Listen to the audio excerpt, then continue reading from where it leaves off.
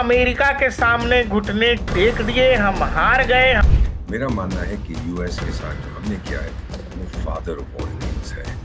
जो झुकने झुकाने की बात जो लोग देश में कर रहे हैं, चाणक्य पढ़िए, चाणक्य अर्थशास्त्र पढ़िए, आपको समझ आ जाएगा। जो सही टाइगर लोग क्यों फोन किया उसको, प्रोडक्शन वहां पे थोड़ा सा बढ़ रहा है, हमने अग्री कर लिया है कि हम उसको करेंगे। हम बड़ा खुश झगड़ा कर रहे हैं। बकौल डोनाल्ड ट्रंप अब नहीं खरीदेंगे। नहीं, हमने कम कर दिया है। डोनाल्ड ट्रंप समझ गया कि भारत के बिना मेरे पास कोई साधन नहीं है। ये आपकी नीति की बेमिसाल जीत है। डॉक्टर जयशंकर शातिर खिलाड़ी है, प्राइम मिनिस्टर तो सबके बाप है मामलों में। नमस्कार, आप देख रहे हैं डीएनपी इंडिया। मैं हूं प्रकाश ललित और आपके साथ हैं द ग्रेट दीपक सर। और दीपक सर से बेहतर कोई होगा नहीं ऐसे समय में जब दुनिया डिकोड करने में जुटी है कि भाई ट्रंप जीते, ट्रंप हारे, ट्रंप ने मोदी पर दबाव दे दिया, मोदी की ये हार है, मोदी ने दबाव में आकर ट्रंप के सामने घुटने टेक दिए। ये तमाम कहानियां, नैरेटिव्स आपके सामने आ रहे हैं।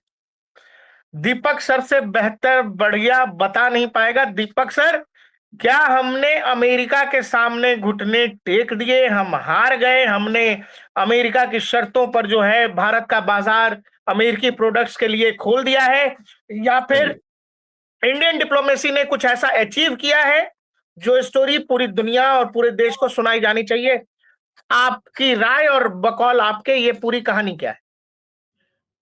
बहुत बहुत धन्यवाद, आपने फिर से मुझे मौका दिया आपसे सीखने का और आपसे बातचीत करने का, बहुत अच्छा लगता है।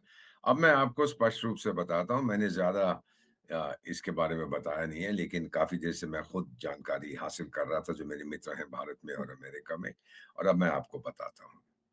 सर, हमारी जो ये जो एग्रीमेंट हमने किया था, ये मंगलवार को अनाउंस हुआ था, जो भगवान श्री हनुमान का दिन होता है।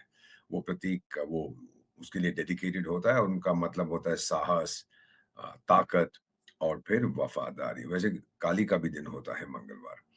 इससे एक चीज़ हमको समझनी है, बहुत ज़रूरी है, सब लोग जानते हैं कि हम लोग खड़े होके लाउड स्पीकर लेके नहीं कहते हम ये करने वाले हैं, वो करने वाले हैं, मेगाफ़ोन डिप्लोमेसी हम नहीं करते। क्वाइटली आराम से हम बातचीत करते हैं। इसको हम डक डिप्लोमेसी कहते हैं। बतख को आप देखोगे पानी पे तैरते हुए तो आराम से जा रही है, नीचे उसके पैर कैसे चल रहे हैं कोई नहीं देखता है, तो वो फ्यूरियस पेडलिंग होती है चल के, वही हम लोग करते हैं। बायलैटरल कॉन्टैक्ट्स, जयशंकर कितनी बार गए, डॉक्टर जयशंकर, वहां के लोग आए, हमारे लोग गए, यहाँ के लोग आए, तो बहुत सी बातें दुनिया में हम सुन रहे थे कि ये हो जाएगा, वो हो जाएगा। अब मैं आपसे एक चीज बताना चाहता हूँ कि किसी ने कहा है कि वो यूरोपियन कमीशन की जो प्रेसिडेंट थी miss Ursula bundle Lendl Mendel, जो भी उनका नाम है, वंडरलैंड, तो उन्होंने कहा है कि ये, कुछ लोग कहते हैं जो हमने साइन किया भारत के साथ या करने वाले हैं, वो मदर ऑफ ऑल डील्स है। मेरा मानना है कि यूएस के साथ जो हमने किया है वो फादर ऑफ ऑल डील्स है। जो पुराना सिस्टम था दुनिया का, वो खत्म हो रहा है, उसकी जगह एक नया सिस्टम आया है। ये नया सिस्टम क्या है, ये मैं अब समझने की खुद कोशिश कर रहा हूँ और आपसे बताता हूँ। जो लोग कहते हैं कि ये नहीं करना चाहिए था, ये जीत गया, ये हार गया, this is all total nonsense. Venezuela का क्या रोल है, कभी सोचा आपने? पीएम साहब ने वेनेजुएला के एक्टिंग प्रेसिडेंट से क्यों बात की थी इसी इसी हफ्ते, जो अभी हफ्ता गया है, फरवरी के महीने में? क्यों, क्या था उसमें? एक या दो दिन पहले ट्रम्प के अनाउंसमेंट से बहुत देर से तो बात नहीं हुई, वहां पे तो तख्ता पलट हो गया था, आपको मालूम है। ये है कि वेनेजुएला से 2010 के दशक में हम ढेर सारा तेल खरीदते। उस समय वेनेजुएला पंप करता था लगभग 4 मिलियन बैरल्स रोजाना, 4 मिलियन। हम तो चाइना से भी कुछ सालों में ज्यादा लेते थे, क्योंकि हमारे पास क्षमता है वेनेजुएलन क्रूड ऑयल को रिफाइन करने के लिए। आप समझ लीजिएगा, सुन लीजिएगा जो मैं कह रहा हूँ। कुछ सालों में हम चाइना से भी ज्यादा लेते थे, आता था, रिफाइन करते थे, आगे रिफाइन करके बेच देते थे। यूरोप में ज्यादा था, कई बार तो अमेरिका में भी ज्यादा था, इधर ज्यादा था, उधर ज्यादा था, वही तेल। जो हमारी रिफाइनिंग कैपेसिटी दुनिया में सबसे बड़ी है, दुनिया की सबसे बड़ी रिफाइनरी वो दोनों बहनें हैं जो जामनगर में है, दोनों अंबानी साहब की, largest refinery at a single site दुनिया में। अब क्या होता है कि ट्रम्प साहब वेनेजुएला में घुस तो जाते हैं, वहाँ के तेल की बात करते हैं। अब उसका तेल कौन खरीदेगा? क्योंकि पहले तो प्रतिबंध लगे थे 2017 में। ईयू ने भी लगाए, अमेरिका ने भी लगाए, 10 साल हो गए। तो वेनेजुएला को जब फाइनेंशियल सिस्टम से अलग कर दिया, टेक्नोलॉजी से अलग कर दिया, तो उसका ऑयल इंफ्रास्ट्रक्चर गिरने लगा। यहाँ तक का उसका प्रोडक्शन 4 मिलियन के बजाय 4 लाख बैरल रह गया, 400,000, और गिर रहा था। फिर अमेरिका गया, अमेरिका ने अपनी बड़ी 3 कंपनियों, ऑयल कंपनियों को बुलाया, शेवरॉन और ये वो जो भी उनके नाम है, उनको बोला चलिए आप जाके इन्वेस्ट करिए। 2 ने तो मना कर दिया कि साहब ये तो बहुत पैसा है, उनकी बड़ी बुरी हालत है, 1 मान गई। क्वेश्चन ये है कि वो तेल खरीदेगा कौन? और फिर 2 लोग हैं, एक डॉक्टर एस जयशंकर और दूसरा वो अमेरिका का जो राजदूत है सर्गियो कोर। ये दोनों अपने लीडर्स का पूरा कॉन्फिडेंस एंजॉय करते हैं। इनकी मिडनाइट बातें होती थी, सुबह 3 बजे बात होती थी। ये पब्लिक में आप कभी नहीं देखेंगे। फैसला ये किया गया, सुना है कि सर्गियो कोर ने ट्रम्प साहब को फ़ोन करके बोला, मिस्टर प्रेसिडेंट, आपको बहुत चिंता थी कि वेनेजुएला की ऑयल प्रोडक्शन अब हम हल्के-हल्के बढ़ा रहे हैं। इसको कौन खरीदेगा इस तेल को? मेरे पास एक जवाब है, भारत। ट्रम्प नहीं चाहता था कि चीन ये तेल खरीदे क्योंकि चीन तो दुश्मन है उसका इस समय। जो भी वो ट्रम्प जाए और बातें करे और कहे darling darling sweet heart sweet heart, deep inside America को पता है कि मेरा सबसे बड़ा दुश्मन चीन है। और चीन इसमें कोई छुपाता नहीं है, कहता है देखो जी, मैं अकेला दुनिया का चौधरी बनूंगा, तेरे को ठोकूंगा। तो चीन ने तो बड़ा क्लियर कर दिया। अब उनको ऐसा देश चाहिए था जो एडवर्सरी नहीं है, दुश्मन नहीं है। तो जब सर्गियो गोर ने कहा कि भारत मान गया है वेनेजुएलन तेल लेने की, भारत को भी जरूरत है, तब प्राइम मिनिस्टर नरेंद्र मोदी की बात हुई acting president of Venezuela Delsey Rodriguez से इसी महीने की पहले सप्ताह में। और हमने कहा कि हम अपने बायलैटरल टाइज को और बढ़ाएंगे। तो आपका मीडिया बड़ा खुश हो गया, ओहो ये कर रहे। अरे पूछो तो सही टाइगर लोग, क्यों फोन किया उसने? कौन सी टाइज वो एक्सपेंड करना चाहता है? ये तेल की टाइज थी। अब क्या होता है कि जैसे ही ऑयल प्रोडक्शन वहां पे थोड़ा सा बढ़ रहा है, हमने अग्री कर लिया है कि भाई हम उसको खरीदेंगे। ट्रम्प बड़ा खुश, झगड़ा कर रहा था, हम बड़े खुश। क्यों बड़े खुश? आप जिन लोगों को जानकारी नहीं है, अजी इतना महंगा वेनेजुएलन ऑयल, बता देता हूँ। जिस भाव पे हम रूस से खरीदते थे, उसी भाव पे हम वेनेजुएला से ले रहे हैं। आई बात समझ में? अच्छा, एक चीज और मैं पूछना चाह रहा हूँ, जो डोनाल्ड ट्रंप का ट्वीट है वो ट्वीट बेहद बड़ा है, मतलब अच्छे खासे शब्दों का इस्तेमाल है उसमें। और प्रधानमंत्री ने प्रिसाइजली जवाब दिया कि भाई साहब, आपने टैरिफ कम कर दिया, इसके लिए धन्यवाद। डोनाल्ड ट्रंप रशियन ऑयल रोकने का भी जिक्र कर रहे हैं, वो वेनेजुएला और अमेरिका से ऑयल खरीदने का भी जिक्र कर रहे हैं। अब मुझे एक चीज बताइए कि क्या हम रशियन ऑयल बकौल डोनाल्ड ट्रंप अब नहीं, नहीं खरीदेंगे? नहीं, हमने कम कर दिया है क्योंकि जो हमें डिस्काउंट मिलता था वो डिस्काउंट भी घट गया था और अब हमें दूसरे सोर्स से उसी दाम पे मिल रहा है। तो ये कहना कि हम बिल्कुल नहीं खरीदेंगे, ये सही नहीं है। हम लोग झुकते नहीं। सर, आपके प्राइम मिनिस्टर जो है वो मर्केंटिलिस्ट है, अंग्रेजी का शब्द है, वो व्यापारी है। वो जानता है वो किसी ओके। सामने झुके। So there is no question. हाँ, कम हो गया, रुचियों को हमने बताया कि भाई हमें और सस्ते में मिल रहा है, उसी दाम पे मिल रहा है, आप देते रहिए। आपके दूसरे मार्केट है, चीन आपसे बहुत खरीद रहा है, आपको चीन भी अच्छे पैसे दे रहा है। वो तो ओवरलैंड जाता है, उनकी पाइपलाइंस वगैरह बनी हुई है क्योंकि साथ में उनका कॉमन बॉर्डर है। हमें आना पड़ता है बाय सी। तो आप ऐसा करिए कि चीन को अगर देना चाहते हैं दीजिए, हम थोड़ा वेनेजुएला से लेंगे। अब मेरा मानना है कि जो समझौता हुआ है, जितना तेल वेनेजुएला पंप कर सकता है, अमेरिकी उसमें पैसा लगाएँगे। हो सकता है हम लोग भी, हमारी कंपनियाँ भी कुछ पूँजी निवेश करें वहाँ पर। उसके इंफ्रास्ट्रक्चर को वापस लाना है ना सर। अभी तो उनका इंफ्रास्ट्रक्चर, उसका इंफ्रास्ट्रक्चर बहुत कमज़ोर हो गया है। तो जब हम ऑयल, वहाँ की ऑयल पंपिंग शुरू हो जाएगी, 4 मिलियन मैंने बताया था बैरल्स पर डे वो पंप करते थे 2010-15 के आसपास। अगर उस लेवल तक वो वापस चला जाता है, तो हम तो बड़े खुश होंगे, हम कहेंगे और खरीदेंगे कि एनर्जी हमारी डेवलपमेंट के लिए, हमारी सिक्योरिटी के लिए अनिवार्य है। सो बेसिकली इस डील का एक जो एरिया फँसा हुआ था, वो करेक्ट है, वो ऑयल था। लेकिन लोग कहने लगे कि वो कह रहा है कि रशिया से ज़ीरो कर दो, कभी नहीं कहा, ना हम कभी मानेंगे। हमारे पास एक अल्टरनेटिव आ गया है। तो हमने कहा बहुत-बहुत हम्म। धन्यवाद, इससे भी लेंगे, उससे भी लेंगे। Thank you very much. हाँ, इससे कम कर देंगे, उससे जितना हमको चाहिए, लेकिन कीमत की पहले बात करो टाइगर, बैठ जाओ, सौदेबाजी करो, बोल भाई कितने में देगा? बात हो गई। तो ये चीज़ अगर आप समझ जाएँ तो फिर आपको पता लगेगा कि पीएम साहब ने क्यों बात की वेनेजुएला के एक्टिंग प्रेसिडेंट से। अच्छा, ये तो बात करनी है, 1 ये महीने तो बात पहले कर ए जी, जी, 1 महीने पहले जो वहाँ के कॉमर्स सेक्रेटरी हैं हार्वर्ड लुटनिक, उन्होंने ये कहा कि लगभग बात फाइनल हो गई थी। नरेंद्र मोदी साहब को एक फ़ोन करना था, वो फ़ोन होता और ट्रेड डील सील हो जाती। इस बार मोदी जी को फ़ोन आया है, इसका क्या मतलब है सर? और इसका इसीलिए मैं मतलब ये ये है समझना कि चाह रहा था कि हम झुके हैं कि कौन झुका है? सर इंटरनेशनल रिलेशंस में हम लोग गिव एंड टेक की बात करते हैं। दोनों ही सीधे खड़े रहे, दोनों थोड़ा-सा झुके, नमस्ते, नमस्ते, बात हो गई। अब कौन तो ज़्यादा ये जो झुका है कहाँ झुकने-झुकाने की बात जो लोग देश में कर रहे हैं, उनके लिए ज़रा बताइए कि हुआ क्या है? उनको बताना चाहता हूँ कि उनको अंतर्राष्ट्रीय मामलों को, डिप्लोमेसी के बारे में, कूटनीति के बारे में कुछ नहीं पता। जाके चाणक्य पढ़िए, चाणक्य अर्थशास्त्र पढ़िए, आपको समझ आ जाएगा। चाणक्य ने जो कुछ लिखा है चाणक्य नीति में, ये उसने कहा है कि अगर कोई आपका दुश्मन है, मान लीजिए, आप उसको ठोक रहे हैं, आप बात नहीं करना चाहते, आपने उसको बुरी तरह से ह्यूमिलिएट किया है, दरवाज़ा बंद कर दिया, खिड़की कभी बंद मत करिए। क्योंकि हो सकता है कल आपको फिर उससे बात करनी पड़े। हम तो चाणक्य की संतान हैं सर, हम तो डिप्लोमेसी इन सबको सिखा देंगे। तो क्या होता है कि जब हमारे संबंध जिहादिस्तान के साथ भी खराब है, फिर भी एक लेवल पे बातचीत हो रही है। चीन के साथ खराब है लेकिन हमारी ज़मीन उसने हड़प कर रखी है, लेकिन अब हमने फ्लाइट शुरू कर दिए हैं, ये शुरू कर दिया, वीज़ा रिज़्यूम कर दिए। आपने अपना संदेश दे दिया है। चीन बड़ा उत्सुक था कि वेनेजुएला का तेल वो ले, लेकिन अमेरिका लेने नहीं देगा क्योंकि अब तो अमेरिका के काबू में है वेनेजुएला और वो नहीं चाहता कि ये हुँ। चीन को तो और कौन बचा है जो उतना ऑयल ले सकता है? मैं ही तो हूँ ना सर। और फिर उसको रिफाइन करके यूरोप के पास सर सुनिएगा, यूरोप के पास वेनेजुएलन क्रूड ऑयल को रिफाइन करने की कैपेसिटी नहीं है।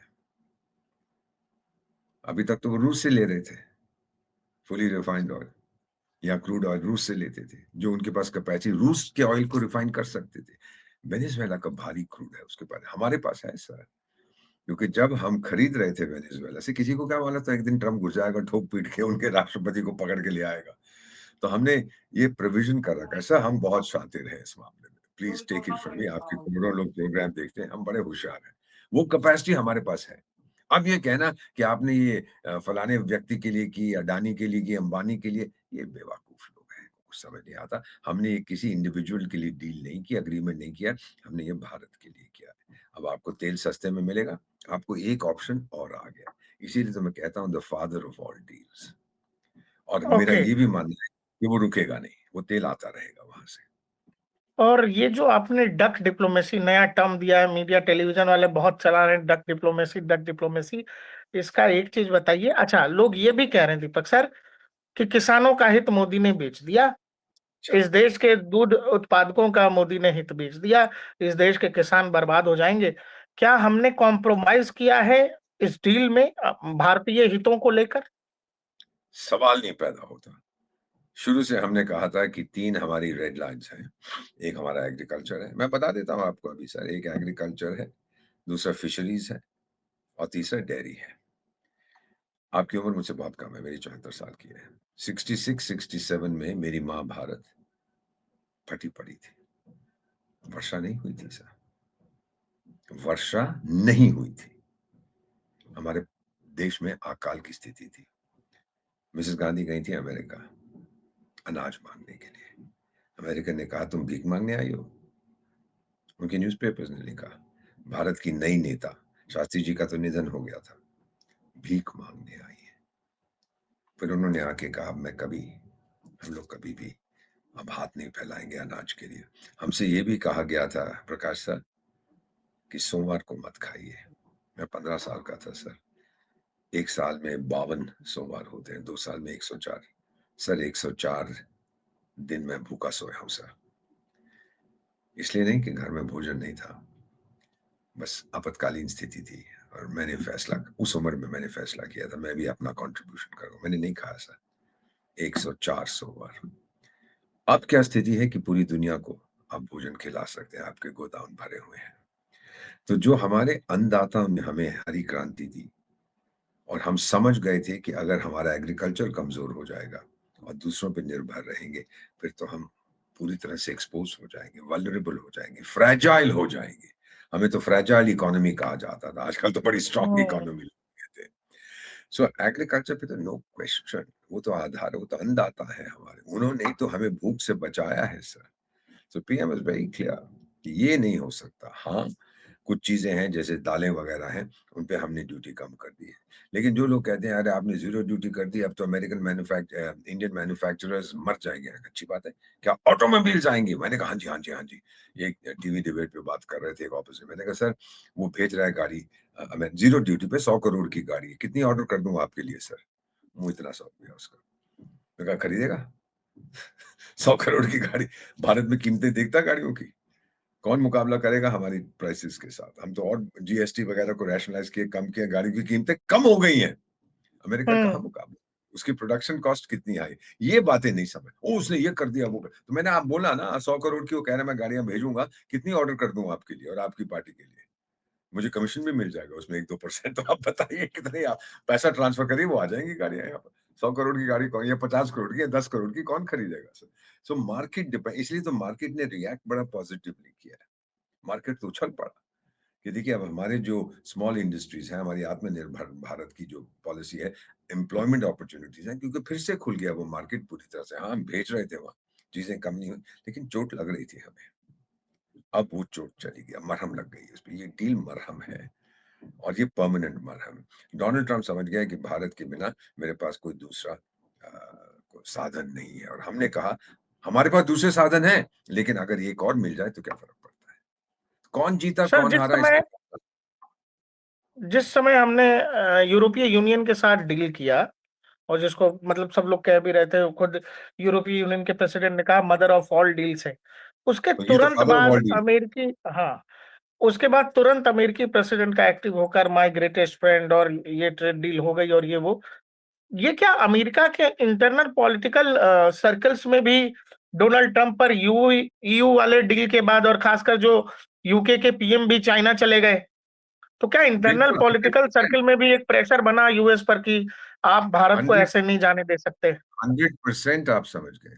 100% आप समझ गए। सही कहा आपने बिल्कुल। स्कॉट क्या नाम है उसका स्कॉट बेसेंट जो उनका ट्रेज़री वाला है फाइनेंस मिनिस्टर, उसने तो ईयू को कहा लटा उनको, तुम बड़े पागल लोग हो, बेवकूफ़ लोग हो, हम तो अपनी डील करने वाले थे भारत के साथ, ये आपने कहाँ से जाके कर दी? और ईयू कहता है कि अमेरिका को कि देख टाइगर, इतने साल तक तो हम तुम्हारे चमचे थे।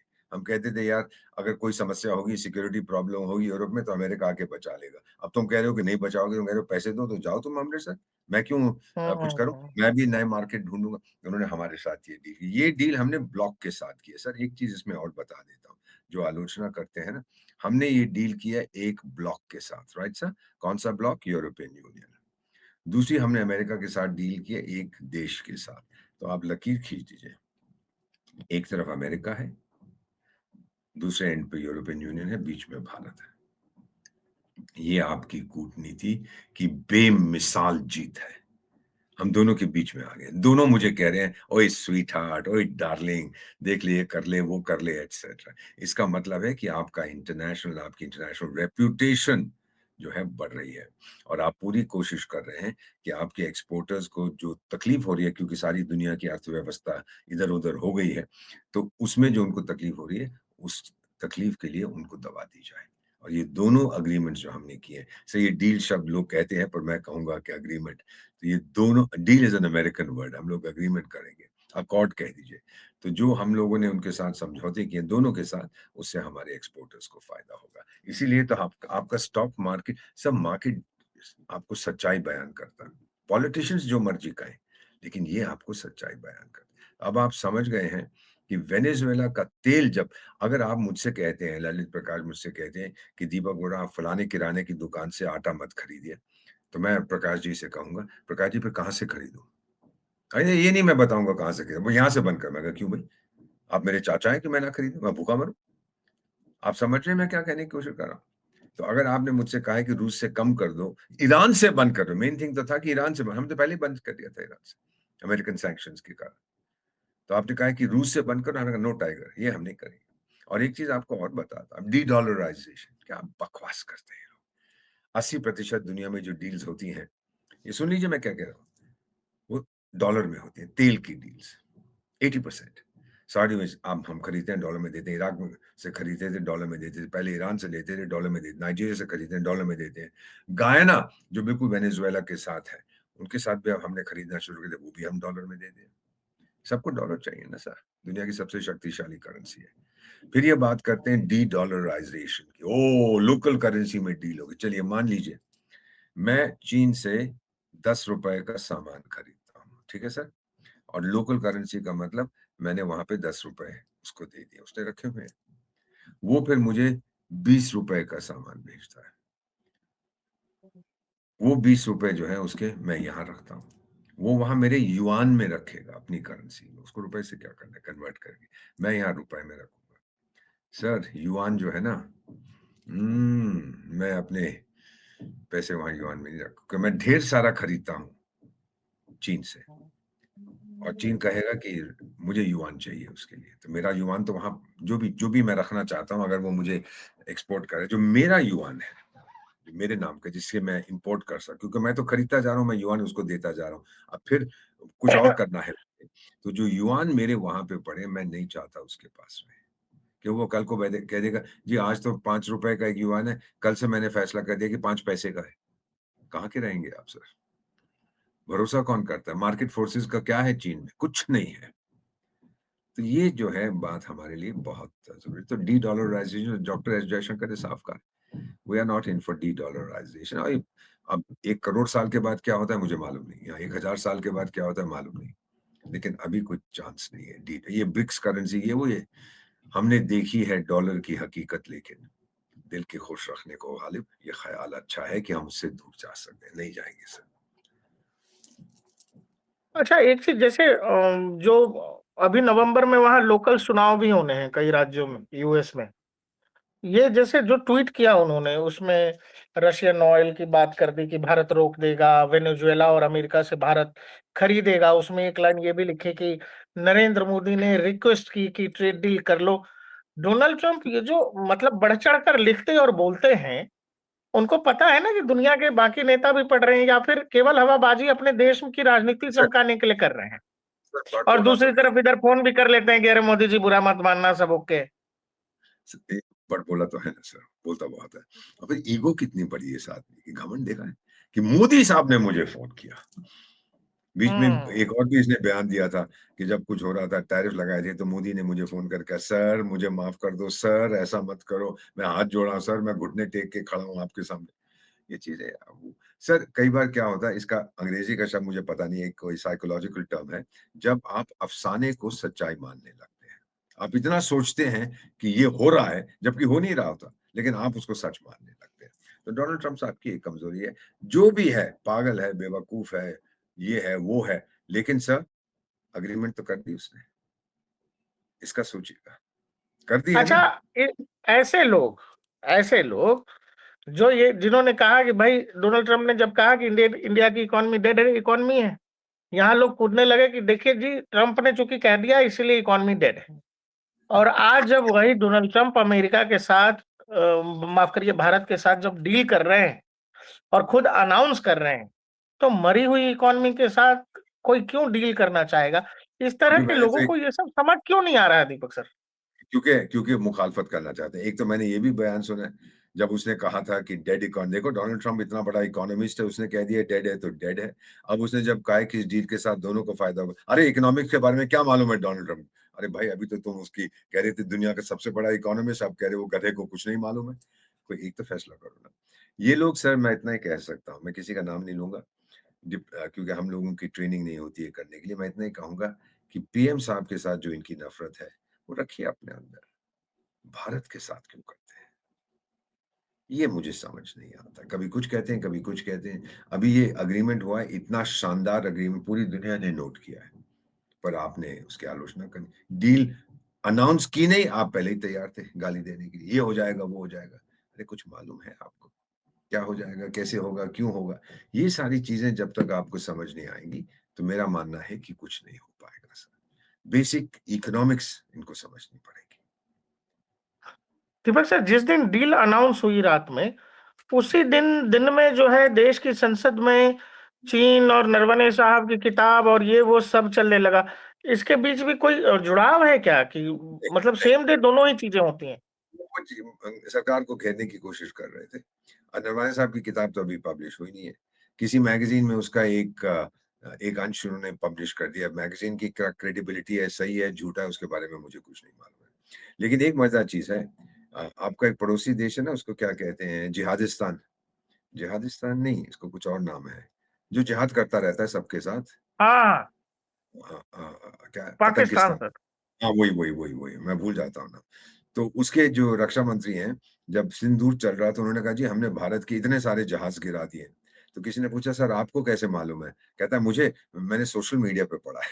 तो ये तो बातें होती हैं यार, जब आपकी कूटनीति सोशल मीडिया के ज़रिए हो जाती है, तो फिर आगे आप क्या कह सकते हैं? मुझे तो 52 साल हो गए हैं डिप्लोमेसी में। I have never seen this kind of nonsense जो मैं अभी देख रहा हूँ। अरे, कुछ कहना है, किसी को आलोचना करनी है, सोच समझ के करिए। जब 2 देशों के बीच इस लेवल की डील होती है और इतनी बड़ी डील होती है जो महीनों से फँसी हुई है, अलग-अलग मुद्दों पर फँसी हुई है, कई सेक्टर्स को लेकर मामला फँसा हुआ है और ऐसे में फिर जब अचानक ये बातें सामने आती हैं कि डील हो गया है और जो सिचुएशन था नरेंद्र मोदी को लेकर जो कुछ ट्रंप कह रहे थे, भविष्य में जब दोनों राष्ट्राध्यक्षों की मुलाकात होगी तो भारत सतर्कता तो बरतेगा ना इसमें आगे कि नहीं? या 100%। इसके बाद सब ठीक हो गया? नहीं सर, 100%। हम तो ये कैसे हम भरोसा करते हैं, लेकिन आँखें खुली रखेंगे, कान भी खुले रखेंगे। ट्रस्ट जो हमारा भरोसा आप पे है, वो वेरिफ़िकेशन के बाद आता है। रूस के साथ हमारा जो भरोसा है, वो हम कई बार वेरीफ़ाई कर चुके हैं। अमेरिका ने तो कई बार हमारे साथ खिलवाड़ किया, ये नहीं कहूँगा धोखा दिया, खिलवाड़ किया। तो हम बड़े ध्यान से देखेंगे सब कुछ। और सर अब हमारे पास आपको बता दूँ हमारी जो फ्री ट्रेड एग्रीमेंट्स हैं, हमारे पास शायद हमने 14 या 15 अभी तक कर रखी हैं, कई देशों के साथ, कई ग्रुप्स के साथ। तो हाँ, हमारा तजुर्बा पिछले 1 साल में 6 की हैं। देखिए अब पिछले दशक में या 2 दशक में हमने 15 कर लिए। हमें मालूम है हुँ, कमज़ोरी क्या होती है, ताकत क्या होती है। सो ये तजुर्बे से आता है ना। तो एक मैं आपको एग्ज़ाम्पल देता हूँ, वो एनरॉन थी ना वो एनर्जी कंपनी जिन्होंने बहुत बड़ा वो लगाया था मुंबई में एक प्लांट लगाया था बिजली पैदा करने के लिए। पहला प्राइवेट ओके। सेक्टर इन्वेस्टमेंट था भारत के अंदर। तो हम लोगों ने बहुत महँगा खरीद फिर बाद में वो सब ठप हो गया था। बहुत महँगा हमने बहुत महँगी बिजली खरीदने पर हस्ताक्षर कर दिए थे। हमें तजुर्बा नहीं था। हल्के-हल्के जैसे तजुर्बा आपको आता है, फिर आप समझ जाते हो। तो एनरॉन डील तो ठप हो गई थी। उसके सीईओ ने शायद खुदकुशी कर ली थी या बहुत सी चीज़ें हुई, कुछ लोग जेल में भी गए, बहुत बड़ा उसका बवाल हुआ था। 90s की बात है ये। सो मेरा मानना है कि as you get more experience जैसे आपकी जानकारी बढ़ती है, तो इन चीज़ों के साथ आप निपट सकते हैं and we know how to deal with this. Doctor S Jaishankar बड़ा शातिर खिलाड़ी है, प्राइम मिनिस्टर तो सबके बाप हैं मामलों में और हमारे डिप्लोमैट्स भी आउटस्टैंडिंग हमारे एम्बेसडर जो वहाँ पर हैं, विनय क्वात्रा वो भी बहुत होशियार हैं सर। उन्होंने भी अच्छा सही सर, प्र जिस समय डोनाल्ड ट्रंप आगे बढ़-बढ़ कर ये सब कह रहे थे लगातार, कुछ ना कुछ कह ही रहे थे, वो तो पिछले 1 साल में 10 बार बोल चुके हैं कि भारत से बात हो गई है, भारत ने रशियन ऑयल खरीदना बंद कर दिया और जितनी बार बयान दिया, उस महीने भारत ने ज़्यादा रशियन ऑयल खरीद लिया, जब-जब बयान दिया। तो ये जो ये पीछे जो टीम्स बैठती होंगी, जिसमें डिप्लोमैट्स होंगे, आप जैसे भी बहुत सारे लोग होंगे, वो आपस में क्या बात करते होंगे? क्या बातचीत होती होगी इस तरह की डील्स में, जो पर्दे के पीछे इस तरह नेगोशिएट हो रही है, जहाँ एक नेता चुप है, दूसरे नेता आगे आकर रोज़ कुछ न कुछ बोल रहा है? तो इसमें क्या होता है सर कि हम लोग खामोशी में बिलीव करते हैं कि जब तक सब कुछ फाइनल हो क्या कहते हैं sir nothing is final till it is final. कोई समझौता नहीं हो सकता जब तक नहीं हो जाता।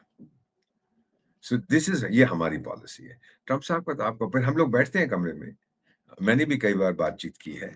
स हम लोग क्या बातचीत करते हैं, पूछते हैं हमसे कि भई ये क्या हो रहा है, वो क्या हो रहा है? तो मैंने कहा भाई देखिए आपके लीडर ने तो ये कह दिया है, आप बताइए। अरे एम्बेसडर जाने दो ना, कि आपको तो पता है वो ज़्यादा बोलता रहता है। तो हम लोग we don't say it out of anger, we say it in with a smile okay. कि देखो हम कहते हैं आप अपने लीडर से क्यों नहीं कहते कुछ भाई मेरा लीडर मानता नहीं। फिर कहते हैं देखो एम्बेसडर हम इस चीज़ पे सहमत नहीं है। अब मैंने कहा अब क्या करूँ? अब कैसे करना है? तो हम आपस में बात करते हैं। तो कहता है सुनो यार, आपका प्राइम मिनिस्टर इधर है, मेरा राष्ट्रपति यहाँ है। ऐसा करते हैं, ज़रा आप उनको बुलाइए, मैं इनको बुलाता हूँ, हम कमरे से बाहर जाते हैं, ये दोनों आपस में बात कर लेते हैं। अक्सर मैंने देखा है, जब हम ये करते हैं, डील हो जाती है, एग्रीमेंट हो जाती है। आपस में बात वो बोलेगा मिस्टर प्रेज़िडेंट कर दो ना, क्या तकलीफ है? या वो बोलेगा मिस्टर प्राइम मिनिस्टर मान जाओ ना, क्या बात है? हो गया, हो गया। जो मेरे लेवल अच्छा पे जब राजदूत कहा के लेवल पे जब यूएस की तरफ से जो हम ज़िक्र कर दिए हम लोगों ने पहले कि उन्होंने कहा कि मोदी जी फ़ोन करते और डील हो जाती। और हाँ, इस बार अमेरिकी राजदूत ने कहा कि जी बातचीत हो गई।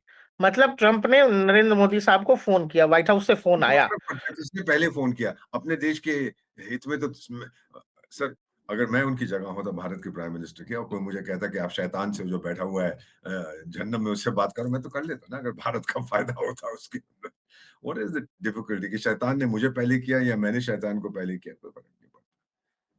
अच्छा बिज़नेस के लिहाज से दीपक सर लास्ट बस खत्म कर रहे हैं। बिज़नेस के लिहाज से अलग-अलग सेक्टर्स को अगर देखें, तो ये कितना बड़ा मौका है भारत के लिए जो कुछ हुआ है। दूसरा, पाकिस्तान 19% टैरिफ दे रहा है। चीन 34% देता है। चीन और अमेरिका की तो खैर चल रही है। इंडोनेशिया 19% दे रहा है। हम 18% पर हैं।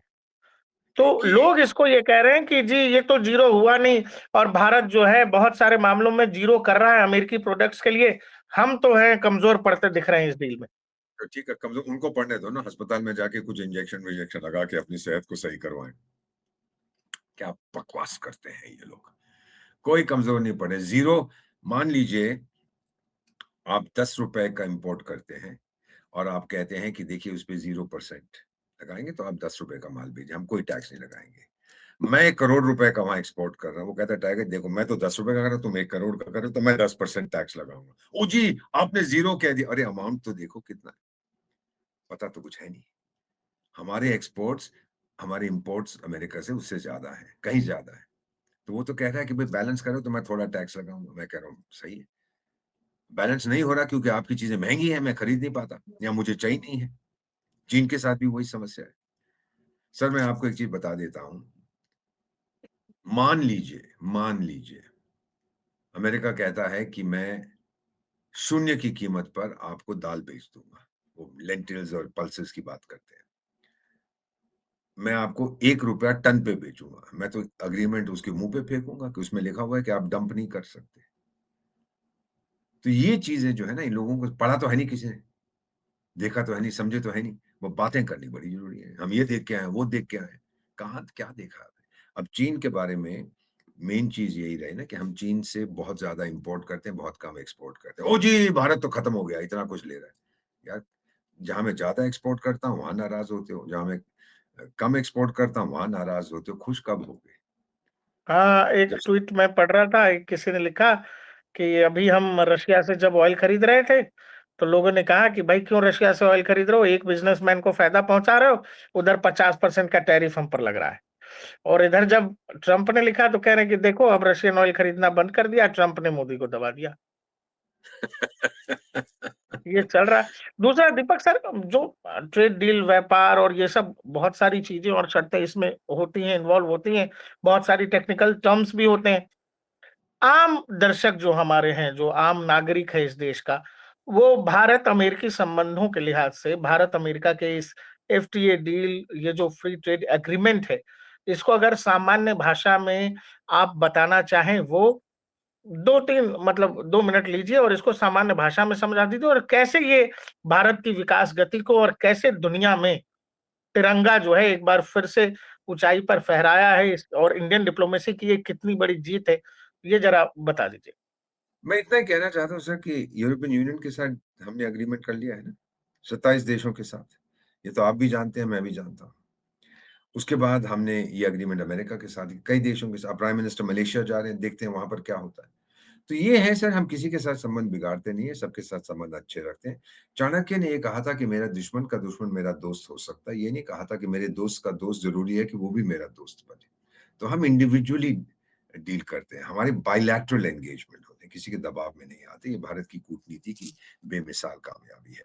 फ़ायदा क्या होगा हमारी इकोनॉमी को सर पूँजी निवेश, इन्वेस्टमेंट।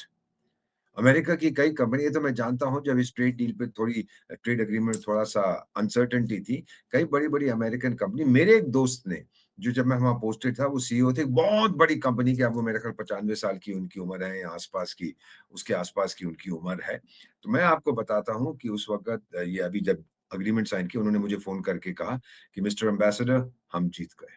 अब वो 90 साल की उम्र के हैं। हम जीत गए का मतलब उनकी कंपनी, अमेरिकन कंपनीज़ में तो दबाव डाला है ना सर।